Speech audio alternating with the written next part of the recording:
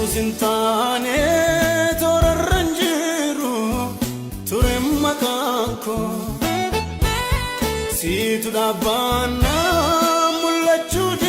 deman idom mudako jalalake nan jallata meman fulana mati situ jirafani lubun jirateka amarati